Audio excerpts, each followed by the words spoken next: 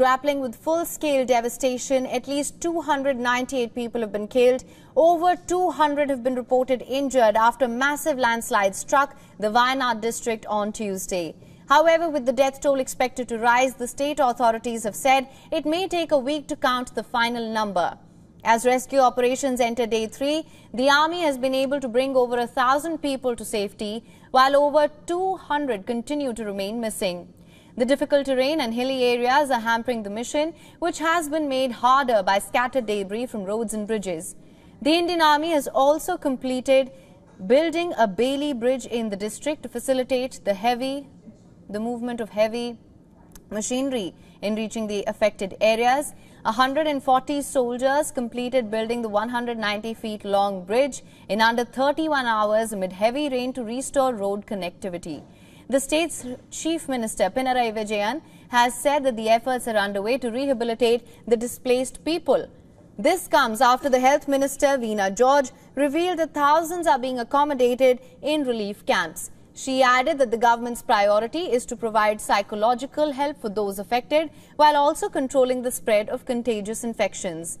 As per the National Disaster Relief Force, another landslide is expected in the area, which continues to be battered by heavy rainfall. Simultaneously, 2 helpline numbers reflecting on the right side of your screen have also been issued.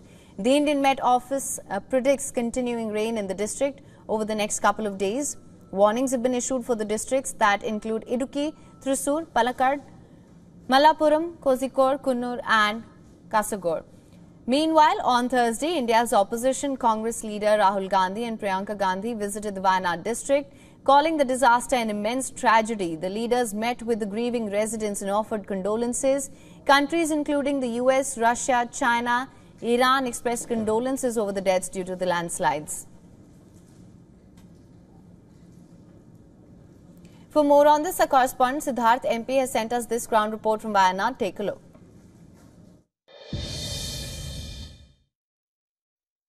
The landscape you are seeing behind us is what's left of the village of Churalmala.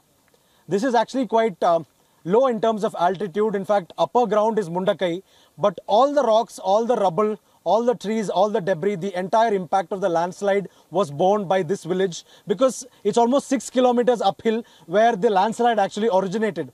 But the impact is felt the maximum along the valley and at a place where the ground is relatively flat.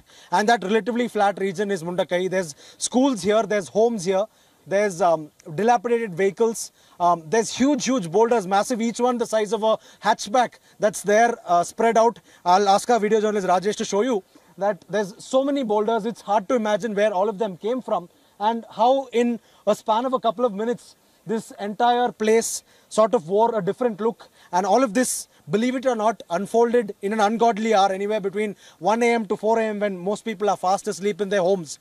And that gives you a sense of the tragedy that took place over here, and a tragedy from which many people have not come back. Most of them are still here. Many people, unfortunately, are still in the remains and in the rubble here. The authorities are still searching for a lot of people.